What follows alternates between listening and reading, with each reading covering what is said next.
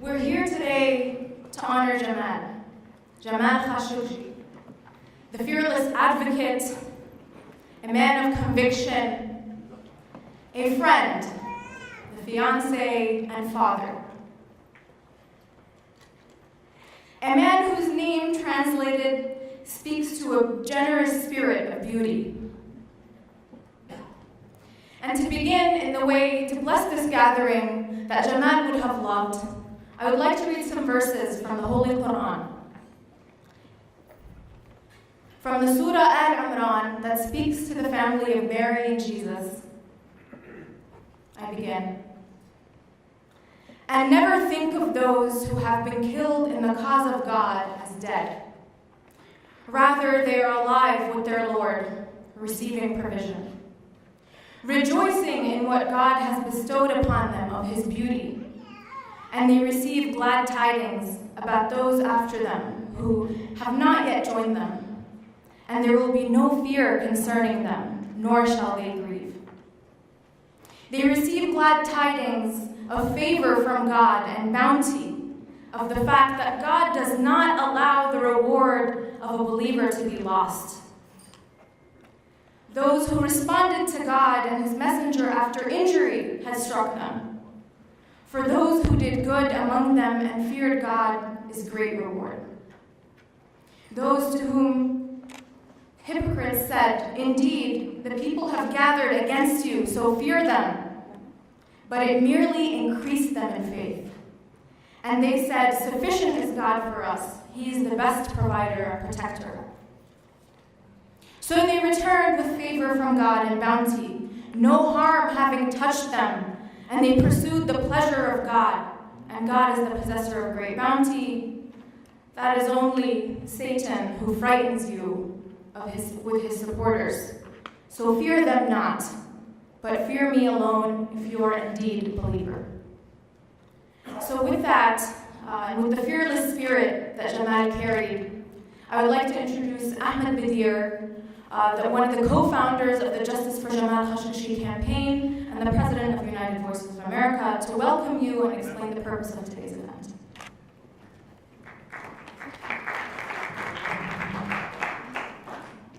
Thank you, Abrar. My name is Ahmed Badir. I'm one of the founders of the Justice for Jamal Khashoggi campaign. Thank you for joining us today for this important event. We wish that we hadn't have to have an event like this, but sadly we do. Jamal is a human being, a father, a fiance, a journalist. He was a reformer who believed in defending democratic values and ideals like freedom of the speech and freedom of the press, human rights and the rule of law. He wanted a better situation for his people. He wanted a better Saudi Arabia. Jamal spoke truth to power. He believed in decency, humility, and humanity. On the other hand, his killers believed in ruthless pursuit of power, in savagery, barbarism, and arrogance. I started this campaign because I couldn't look the other way. I couldn't ignore this injustice. See, for me, this is personal. I believe that the forces that are responsible for Jamal's death also were responsible for my brother's death. His name was Amir Badir, and he was killed in Egypt in 2013 in Rala Square, defending freedom and democracy. Jamal's murder, like my brother's, is a test for humanity and international order. The US and the rest of the civilized governments will be judged for this moment in history. See, this is not a mystery. Jamal's death is not a mystery. We know who was killed, and we know who did it. In fact, they admitted to doing so after lying about it for many weeks. We know enough not to look the other way, and we know enough not to ignore what has happened. And for the United States and for the Trump administration, they have to decide whether they will stand on the right side of history or look the other way. Whether they'll put American values and human values in front of business interests and other interests. Whether they'll stand with American ideals, what this nation was founded on, or continue to keep the status quo. Today, you'll hear from friends and colleagues of Jamal who will pay tribute to him. You'll also hear from journalists and people who defend the rights of journalists about the importance of freedom of the press. And this is a moment for us to come together to make sure that the story continues and lives on, that people do not continue to have some sort of cover-up. As President Trump said, this is the worst cover-up in history. We can't let the criminals behind this off the hook. We can't ignore it because we want to sell more weapons. Because what does that say about our country and what we stand for? We have to do the right thing. And we're grateful to have people, members of Congress like Jerry Connolly, who will be addressing you here today, on our side. And the offices of Senator Tim Kaine and others that continue to speak about this issue. But we can't let this issue go away.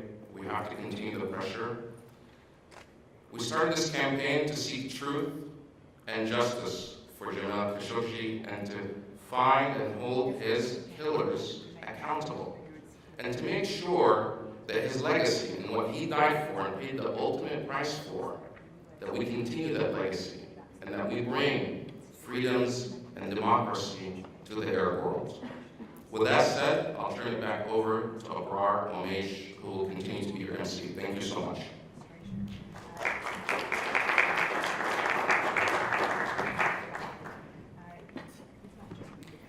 We'll begin today's morning with remarks and tributes to the man and friend and father by starting with those who were involved in current action in ensuring the legacy of Jamal is not forgotten. It's auspicious to be here with the Honorable Congressman Jerry Connolly, who just within the past year shared the same room with Mr. Jamal, who came in support of him at an event that I was at too. And both the Honorable Jerry Connolly and Senator Tim Kaine have released a letter. Not only are they both the representatives of the constituency of which Jamal is a member, but they have gathered over 50 representatives with them to demand justice for this case. So in remembrance of the memory of the man, and to not lose sight of the reason why we're here today, I'd like to to first welcome Honorable Jerry Connolly.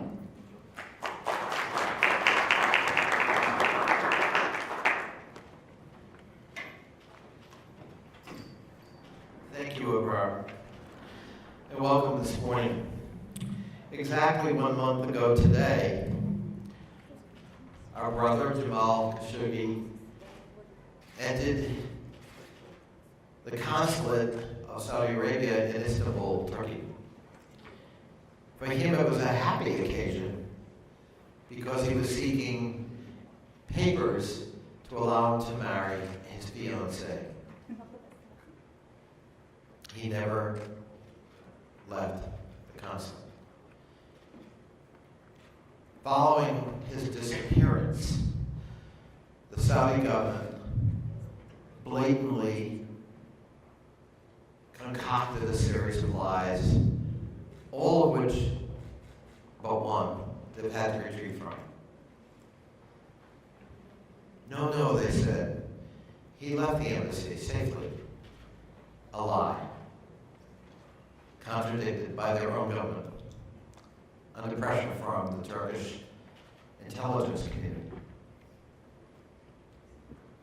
Well, he was injured and died tragically in a fistfight.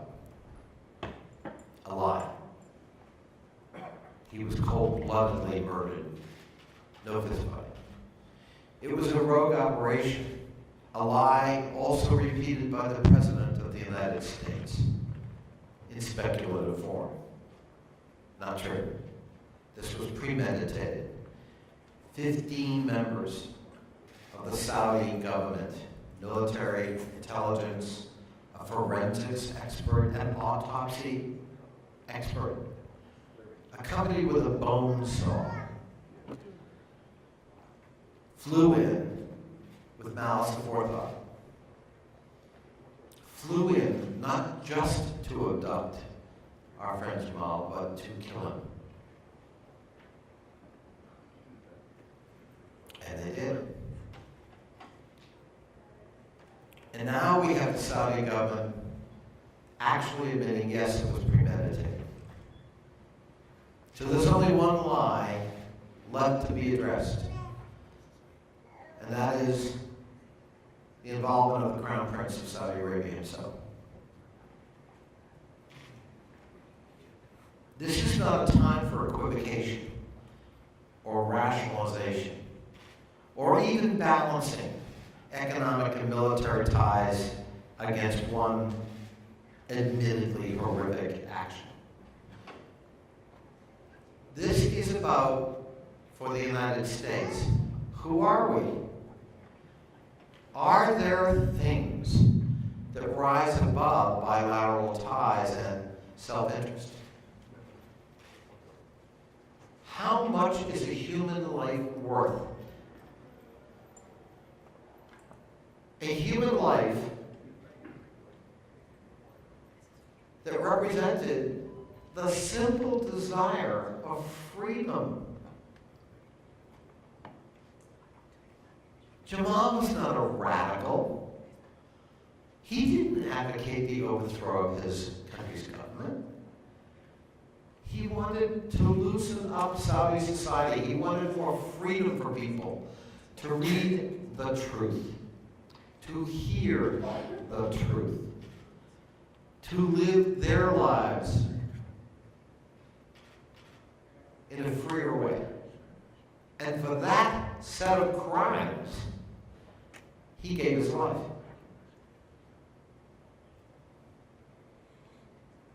Those horrific circumstances surrounding his brutal murder, premeditated, and the dismemberment of his body to hide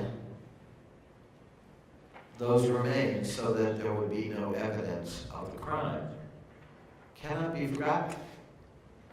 It can't be a tragic episode we move on from. Unfinished business is unfinished business. The United States must speak with a full-throttle voice on this matter. A legal U.S. resident, a columnist for one of our premier newspapers, a journalist pursuing the truth,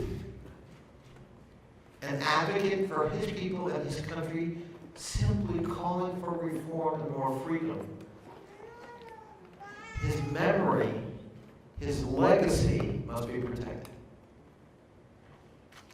In fact, it must be pursued. And I'm here to tell you it will be. There are some of us who will not forget and will not let up until the truth is revealed and actions follow from the truth. In a tragic way, Jamal has already made a difference. Already there are reassessments about the relationship between the United States and Saudi Arabia, the relationship between Saudi Arabia and its neighbors, about the role of the king and the crown prince in the kingdom, about how the royal family makes decisions, about brutality within the kingdom and policies currently being pursued by that kingdom, especially in places like Qatar and, of course, tragically in Yemen.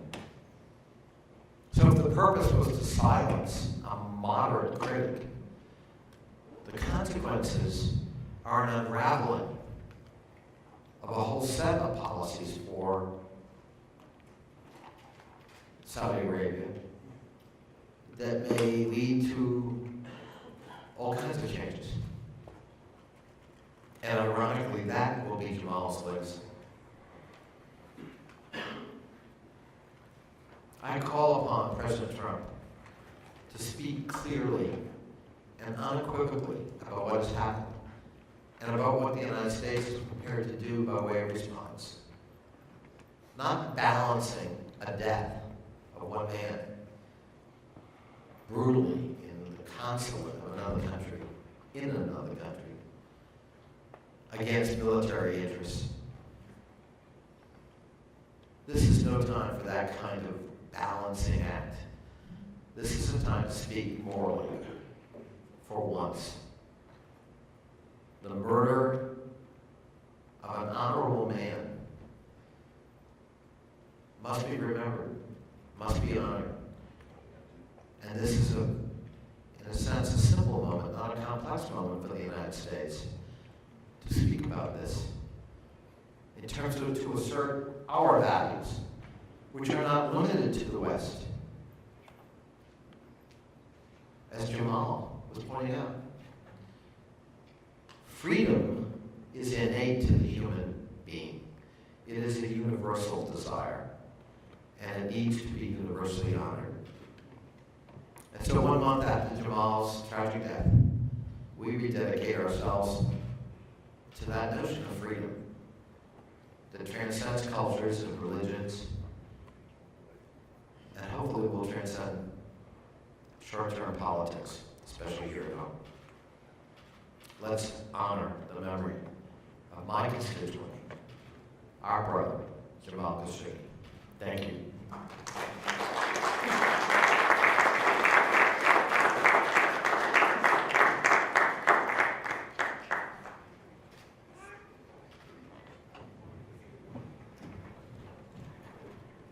Assalamualaikum, everyone. Peace be with you all today. My name is Baruch Mugul, and I'm here on behalf of Senator Tim Kaine's office. It's an honor to present a letter that he wrote for you all today on today's occasion. So I'm going to read it for you. To all those mourning, my heart is with you as you remember the life and legacy of Jamal Khashoggi. Jamal had a long and commendable career as a journalist and a foreign correspondent, and his writings show commitment to revealing the truth.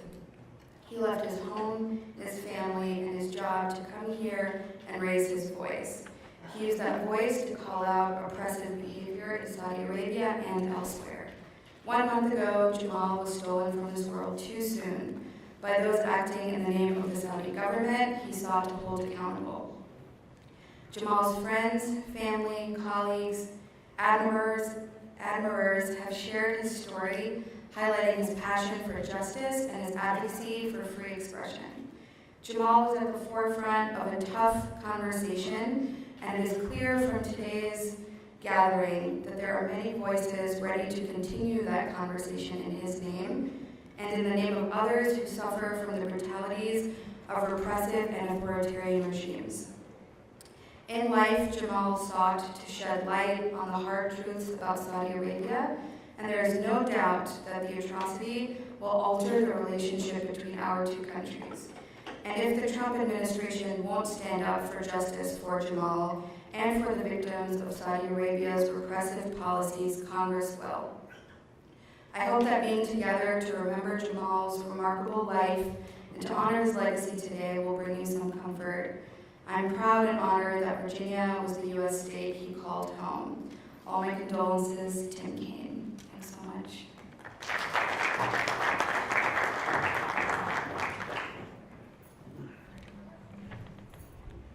Our next four speakers will be ones who represent values that Jamal lived by in his life.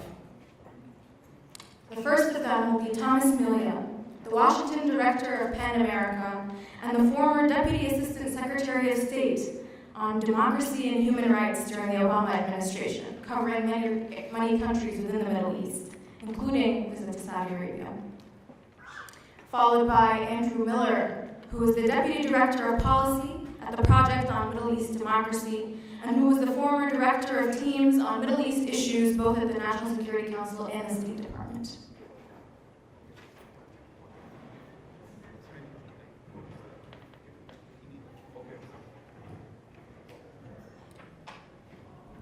Thank you, Aurora.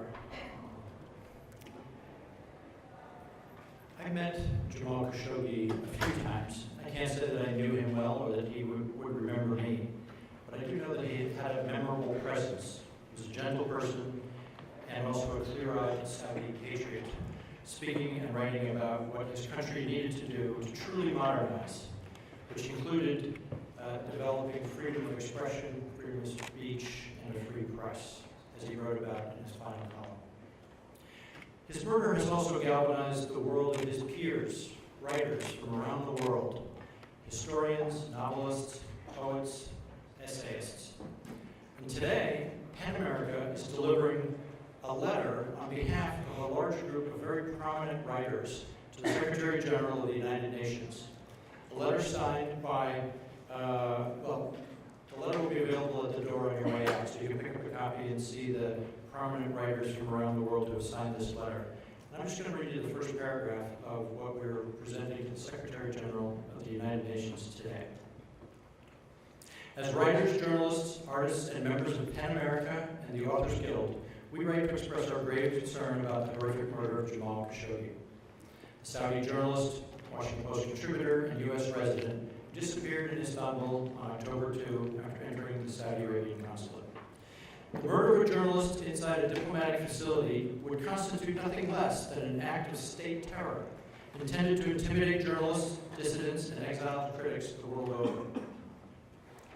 The United Nations has rightly recognized the importance of ensuring the safety of journalists and fighting impunity for those who attack them with the publication of the UN Plan of Action on the Safety of Journalists and the Issue of Impunity, endorsed in 2012.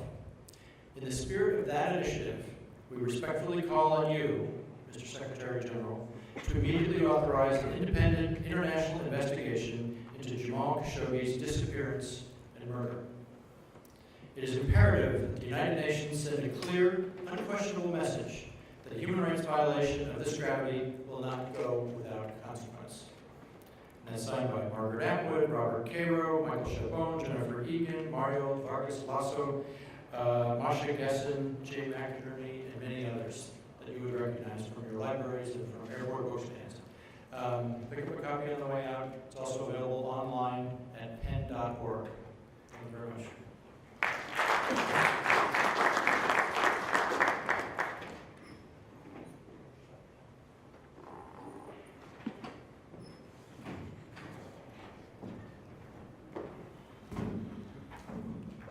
Thank you, Abrar.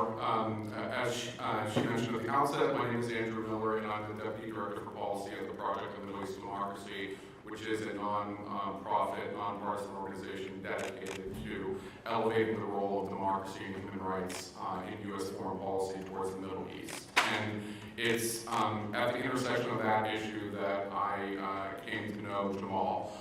The last time I saw him was at an event at POMED in August, commemorating the 5th anniversary of the massacre at 2 sit-ins in Cairo following the military coup there. And his attendance there, he was not a speaker, I think is a signal of his commitment not only to human rights and to political reform within his own country, but throughout the region more broadly, which is why POMED viewed Jamal as such an important partner. As I've been thinking about this, I think there are 2 questions that come to mind. One is why was Jamal killed? For me, I think the answer is not the quality of his work or his analysis or his journalism, which was always superlative, but instead it was who he was and what he represented. Jamal, as the congressman noted, was not a radical. In fact, he winced at the idea that he was even a dissident within his own country. He was an elite. He was someone who was a loyal Saudi, who had access to the highest levels of government, someone who actually worked for the government in a variety of capacities and was viewed as a moderate. And I think that's why he was killed. It was because he was someone who represented a real threat. He wasn't a radical. He wasn't someone that could be dismissed easily. He was someone who understood the kingdom, understood how the kingdom operated, yet as a loyal Saudi, he was still determined to pursue these reforms. He was still determined to change the way things were. Because of his stature, because of his access, he was someone who carried tremendous weight. It was relatively easy to dismiss the people who were more extreme in their views or who were professional activists. But for someone like Jamal to come out and say these things, I think it was very, very problematic for Mohammed bin Salman, for the Saudi government. I think the second reason why he was killed is that he represented a challenge to the dictator's defense in the region. And that is, it is either me and my authoritarianism, or it is chaos, it is fitna. And what Jamal was advocating was not an abrupt or revolutionary approach to political change, but instead one of peaceful reform, something that can be endorsed universally. And again, that criticism, that challenge to how dictators within the region and around the world have sought to defend themselves, I think was something that was deeply problematic for them, and it was another reason why why they wanted to eliminate Jamal, much to our detriment. The second question is, why has his death resonated so much within the United States? And people have pointed to his relationships with powerful people in the United States, and that is part of it. But I think there are two reasons why it has been so significant. One is it's a reflection of popular attitudes in the United States towards Saudi Arabia. One recent poll suggested that only 4% of Americans had a favorable view of the kingdom. And I think there's an appreciation that what happened to Jamal was particularly heinous, but it was not fundamentally different from what we've seen elsewhere in terms of the kingdom's activities. So the American people were primed to respond strongly. The second reason why I think there's been such an outcry is that in Jamal's death, we see echoes of our own political situation. The corruption, the abuse of power, the selfishness. While fortunately something like this isn't happening within domestic U.S. soil, it is still something that is that mirrors some of the developments that are taking place in this country and that are a concern for so many. And I think that's partly what's motivating why people are so spun up over what's taking place, why they demand justice, because they see in Jamal's death, they see in Jamal's struggle what we are fighting against in this country right now, and we can have a common cause in trying to challenge that. Unfortunately, Jamal has paid the ultimate sacrifice, and there's nothing we can do to reverse that. But what is upon us is the decision as to how we respond to it. And I think for many Americans, at times like these, we seek solace in the words of one of our greatest presidents, Abraham Lincoln. And I think they are particularly apropos for this moment. At the Gettysburg Address, which was in Gettysburg, the Gettysburg Address is one of the most well-known speeches in U.S. history. What President Lincoln says is, but in a larger sense, we cannot dedicate, we cannot consecrate, we cannot hallow this ground. The brave men living and dead who struggled here have consecrated it far above our poor power to add or detract. The world will little know nor long remember what we say here, but it can never forget what they did here. It is for us, the living, rather, to be dedicated here to the unfinished work which they who fought here have thus far so nobly advanced. It is rather for us to be here dedicated to the great task remaining before us, that from these honored dead we take increased devotion to that cause for which they gave the last full measure of devotion, that we here highly resolve that these dead shall not have died in vain. I think that is a clarion call, a call to action. And in the sacrifices that we've seen throughout the history of the United States, we can also see Jamal's sacrifice. And it is a challenge on each of us. It's a challenge on the United States, a challenge to the Congress as to how we respond to this. Unfortunately, there has been a very strong response from the U.S. Congress. And what we've seen is a very rare phenomenon, almost bipartisan consensus, that there needs to be justice for Jamal's death and that there need to be changes in the bilateral relationship.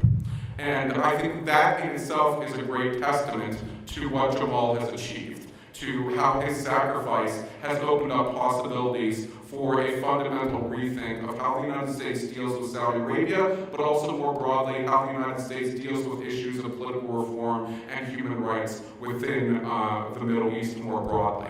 So I think this is a challenge to us. It's a challenge to Congress. It should be a challenge to this administration, but I don't have particular confidence that they're going to handle it well. But we need to keep the pressure up to ensure that at least Congress, which is supposed to be representative of our interests, representative of our concerns, is determined to seek justice for Jamal. That they won't allow abuse of power, they won't allow corruption, they won't allow selfish interests to ignore what happened to Jamal, that we will not only get justice for what happened to him, but the values, the vision for which Jamal died is taken up with new cause, is taken up with new energy, and preserved to its fullest. I think this can be an inflection point. This can represent a change in how the United States engages with the region, but ultimately it won't happen unless we remain committed to that vision, to Jamal's vision. So with that, I encourage you to remain focused on this issue, to remain engaged with your officials, with the media, with the public, to ensure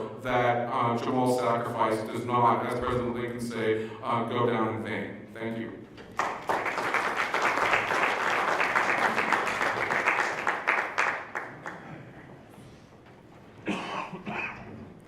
In honor of the man whose values and impact transcended himself, I would like to welcome Nani Gamahani, representing Reporters Without Borders, followed by Daniel Wilson, one of the directors of advocacy at Amnesty International.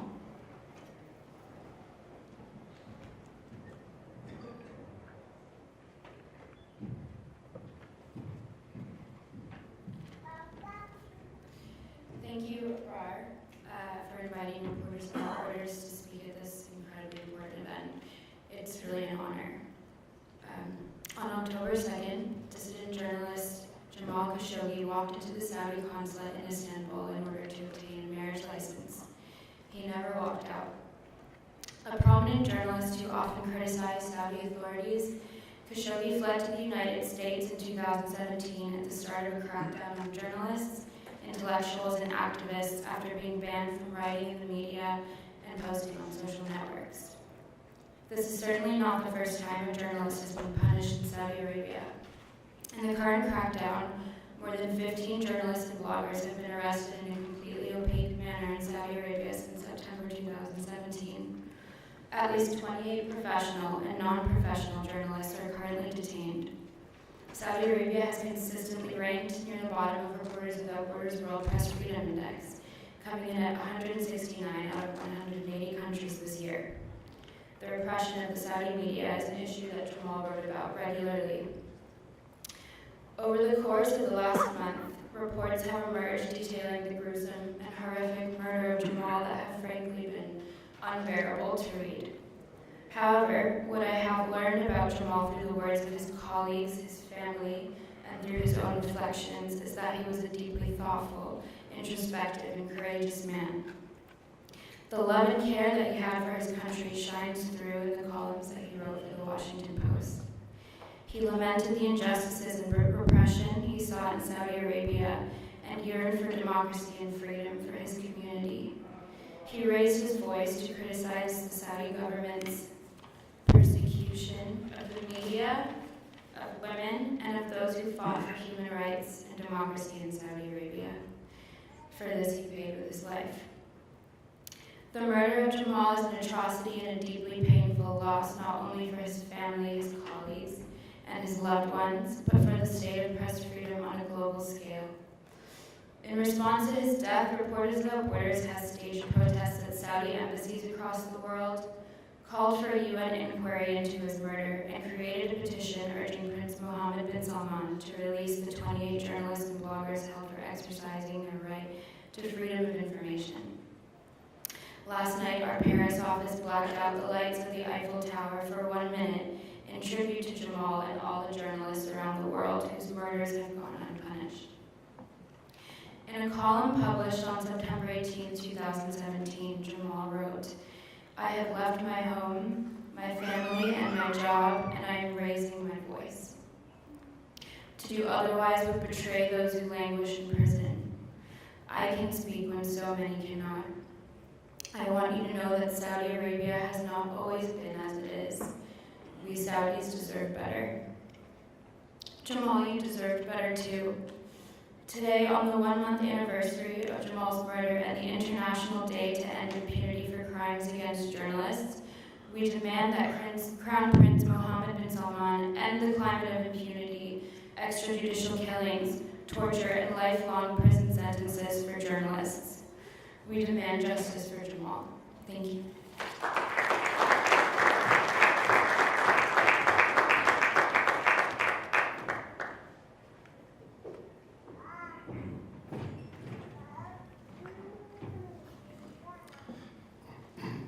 Good morning. My name is Daniel Balson, and I'm Advocacy Director at Amnesty International USA. And I'm deeply honored for the opportunity to be here today, and I'd like to sincerely thank Justice for Jamal campaign for having me here. Unlike many people in this room, I did not personally know Jamal Khashoggi. But over the past several weeks, I've been deeply fortunate to speak with many people who have. And what's clear to me is that we're gathered here to remember the legacy of a remarkable man. A man who cared deeply about his country, about human rights, about ideas, and about the place of all three of these things in the world today. And his loss is a profound loss, and it will reverberate far beyond this room and far beyond the lives of the people who sit here today. I'd like to speak a little bit about the broader human rights context in Saudi Arabia and share some thoughts about what it means for us. In the past year, Saudi authorities have stepped up a wave of arrests targeting virtually all dissident voices. And while each of these arrests is arbitrary in the legal sense of the word, when taken together, they send a clear message. And that message is written in the language of violence and in intimidation. And it's worth carefully considering what that message is as we consider how to respond to it. The government of Saudi Arabia has targeted women's rights activists, religious clerics, journalists, and academics. The detained include Sama Badawi, a famed human rights activist who won the State Department award for her courage. They include people arrested for blogging, for tweeting, and people arrested for practicing their professions as journalists, as attorneys. Detained human rights defenders in Saudi Arabia come from all walks of life and all types of professions, but their one commonality is their peaceful refusal to march in unquestioning lockstep with all of their government's policies. By detaining them, the Saudi officials send a powerful message that the path of all reform, whether it is religious, economic, scholarly, or political, runs through them alone, and that the Saudi people are not legitimate stewards of their country's future. Saudi authorities have retaliated against their critics by subjecting family members of their critics to arrest and travel bans. In June 2014, Saudi authorities sentenced Fauzan al-Harbi, founder of the Saudi Civil and Political Rights Association, to prison. And in July of this year, his wife and the mother of their 2 children, Amal al-Harbi, was similarly arrested. It's just one example of many. In conducting this campaign of retaliatory arrests, Saudi officials send a message that they will pursue not only their political opponents, but their loved ones as well. And Jamal Khashoggi himself spoke eloquently of this appalling strategy. In May of this year, he wrote of Saudi's ongoing crackdown. The arrests illuminate the predicament confronting all Saudis. We're being asked to abandon any hope of political freedom and to keep quiet about arrests and travel bans that impact not only the critics, but also their family members. Amnesty International prides itself on a rigorous and independent research and carefully verify the facts. We maintain a list of several dozen individual human rights defenders and prisoners of conscience who are tried by the Specialized Criminal Court in Saudi Arabia. Other human rights organizations maintain lists that feature other names. In October 2018, Crown Prince Mohammed bin Salman gave an interview to Bloomberg News where he indicated that authorities have detained some 1,500 people in the past 3 years on national security grounds. And it's clear that what international human rights organizations are able to catalog represents merely the tip of the iceberg. In a closed political space like Saudi Arabia, where the government controls all sources of information, it's difficult to gather reliable information.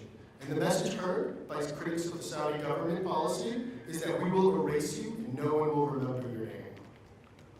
Yet amidst this grim picture, there is still hope for truth in Saudi Arabia. And on that front, we must start with Jamal. Amnesty International is joining numerous other organizations to call for the UN to begin an investigation into Jamal's death. We're here today for Jamal Khashoggi, but we're also here to offer the authorities in Saudi Arabia up some much needed guidance and clarity, a counter message.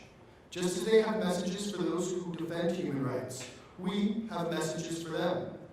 For too long, they've operated under the impression that impunity is for them and that the rules are for others. They believe that a government critic can disappear in their diplomatic mission, and that those who care about justice will not notice, or if they notice, they will not object, or if they object, they will not remember.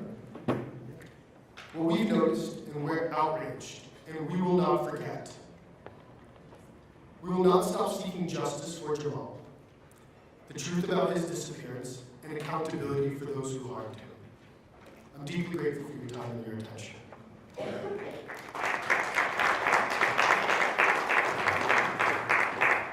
Thank you.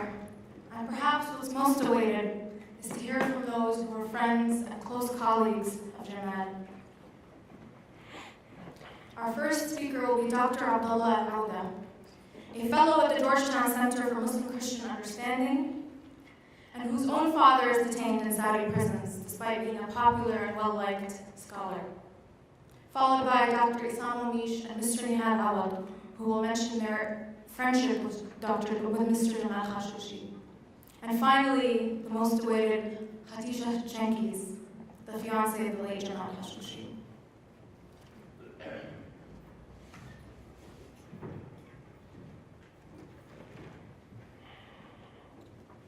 Thank you, Abrar, and thank you for coming. I actually never thought that I would speak in an event like this with the picture of Jamal next to me and that other number, like 2018, right there, indicating his death. But that death was actually so much different. It's so much different because it was done by the very people whom Jamal had worked for a long time. It might have been described as rogue operatives, but whoever those rogue operatives are actually doing the same exact thing to so many different Saudis throughout the Saudi cities and regions. So many detainees right now while I'm speaking who fought for the same and similar things that Jamal had fought for are actually being tried. In the very first article of Jamal at the Washington Post, he spoke of Isam al-Zamil, his long friend, and is actually a mutual friend of us. Isam is a friend of mine and is a friend of Jamal's as well. Isam is in prison because of the same similar and peaceful activism. Isam, for Jamal, Isam's case was so much profound because Isam looks like him. Isam worked for the government. He was part of the Saudi delegation in Washington, D.C., right here. And just when he came to Saudi Arabia, he was arrested and now he is referred to the specialized court, a court specialized to try terrorist cases. So peaceful activism is an act of terrorism in Saudi Arabia. The same exact Attorney General who went to Turkey to investigate the murder of Jamal Khashoggi, who was murdered because of his peaceful activism and journalism, is actually seeking death penalty against my father for similar peaceful activism that Jamal has done. The same Attorney General who is referring Isam al-Zaman, the long friend of Jamal, and seeking very severe punishments against Isam, is actually investigating Jamal's murder. So this is just an irony of how the Saudi system works, of how these rogue operatives are still operating within the system, of how they infiltrate the system, if we may say. So if these people are doing the same exact things, that means we never found the perpetrators of Jamal's murder. We should find them, and we should try them, and we should seek justice for Jamal and for all. Thank you so much.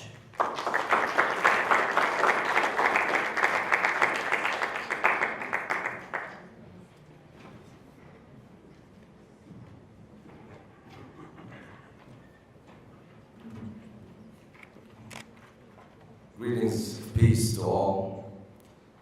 I just wanted to remember Jamal in some lessons and some words of our Prophet, peace be upon him, because Jamal meant so much for so many people across the world. When we're taught that the most honorable form of jihad, struggle, is to say a word of truth in front of a tyrant, when we're taught that the best of martyrs is a man who would stand, speak truth to power, would call for justice, and would give his life as the ultimate sacrifice, the remembrance of Jamal resonates with every atom of our soul. When we got to know him in many respects, I knew him as a young journalist who was an inspiration to many of us growing up. I knew him as an icon for those who defended the Arab Spring. I knew him even knew his family as a concerned father who engaged in the medical matters as a physician. And I knew him when he came to Washington and lived amongst us, and how he was expressing his concerns and his love for reform and change and the stand for democracy. He was truly the voice of the voiceless. He was inspired to be the amplifier of the whispers of those who can't be heard. And he truly was an icon for the freedom of expression.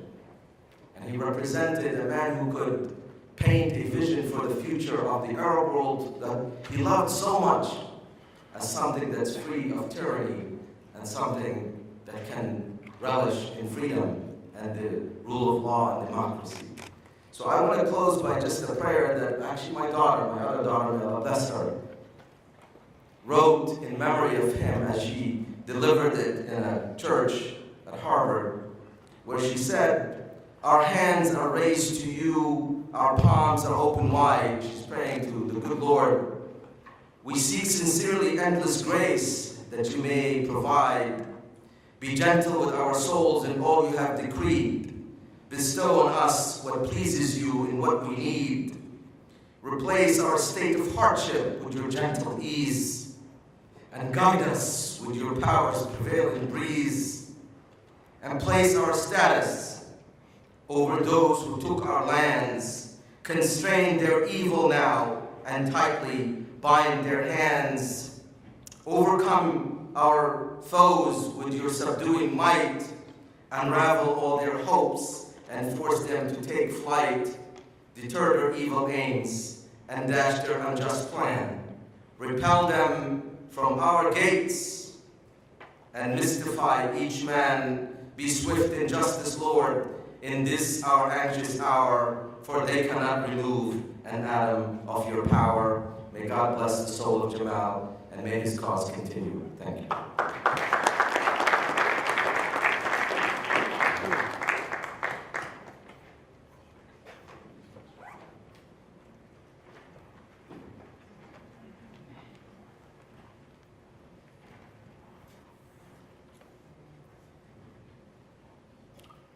Good morning. I'm Nihad Awad. I have been Jamal's friend for the past 25 years. The last time I met Jamal probably was the day he left Istanbul. I had breakfast with him at Panera Bread, and we were discussing our common project that I will mention just shortly. But allow me to speak to Jamal directly, because Jamal and I have been talking for so long, and I never thought that this conversation will end, or will end by the fact that he disappeared forcefully. So it is really hard for me to believe that you are gone.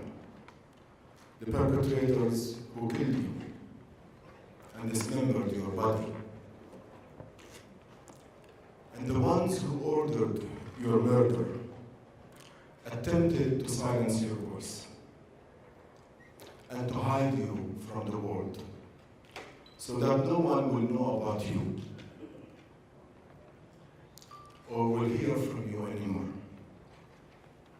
However, Brother Jamal, they miscalculated badly. Your voice is heard loudly, louder than ever. Your last column was read live on TV. Your last column was read by international journalists from around the world. The whole world, Brother Jamal, is talking about you. The whole world is standing for you. The whole world is condemning your murder and the murderers. Your name, Brother Jamal, will be associated with freedom and dignity and courage and freedom of the press. Your killer's name and those who ordered the killing, despite the fact that they spent billions of dollars to project a false image of reform and modernity, their names will be associated with crime, with this heinous and ugly crime. They will be associated with oppression and repression. They will not be respected. They will not be accepted. Brother Jamal, you will be recognized for speaking truth to power, for being a voice for those who were silenced. You and I talked about Dr. Salman al-Auda, the father of Dr. Abdullah al-Auda. And you texted me the charges against Dr. Salman al-Auda. One of them was that Dr. Salman al-Auda, a reformer, that he did not praise enough the Crown Prince. You and I were talking that while you and I were enjoying the freedom of speech here in Saudi Arabia and other countries, people do not have the freedom to be silent. They are being punished for not praising enough the Crown Prince and the ruler.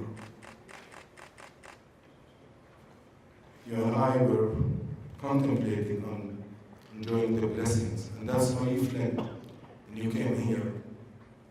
You cried many times, and I asked you about your family.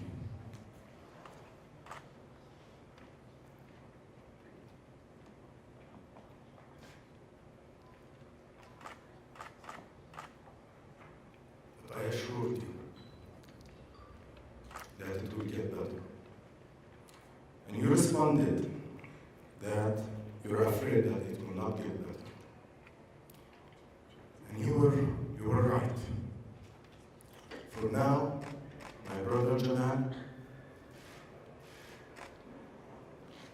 Rest in peace.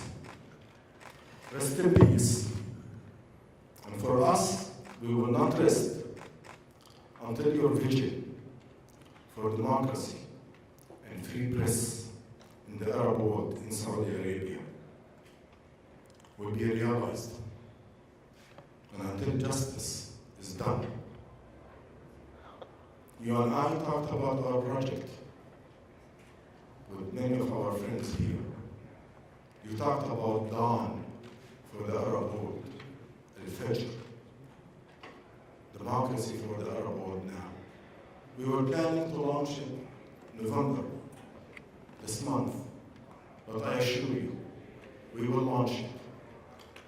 And while your voice has been suppressed, ladies and gentlemen, you and I should be his voice. You and I should be his voice. Because people in Saudi Arabia and in the region, they need a voice, they need support. Thank you very much.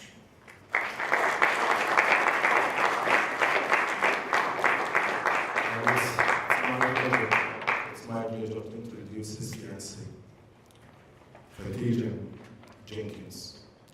I was with her in London a few days ago at another memorial service.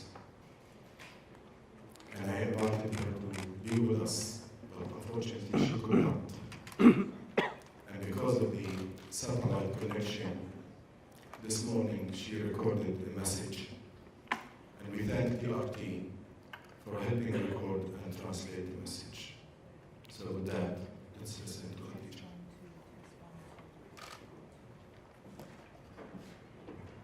Esselamu Aleyküm.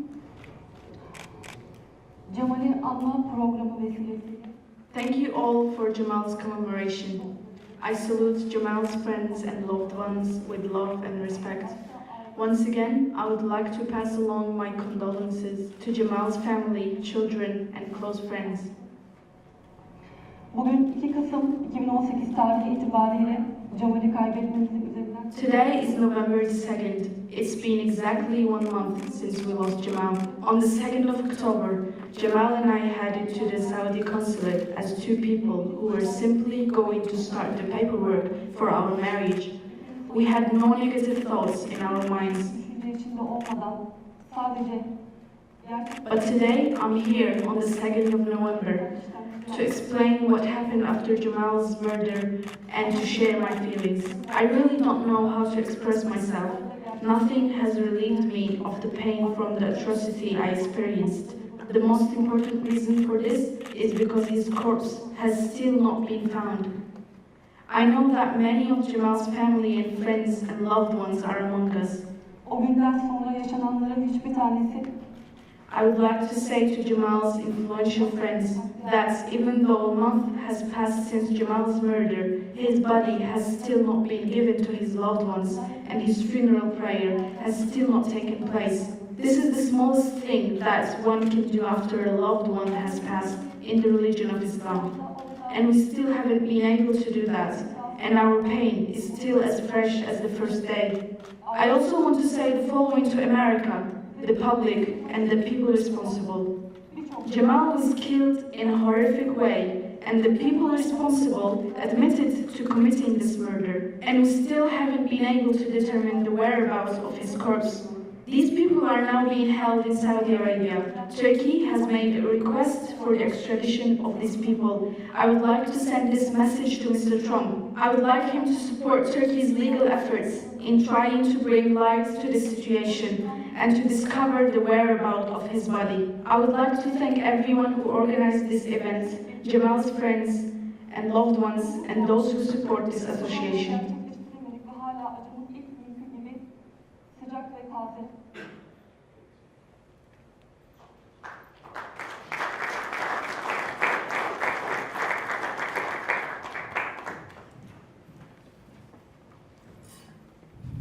Is it not symbolic that the death of our fearless friend led to much awareness he could have probably never imagined?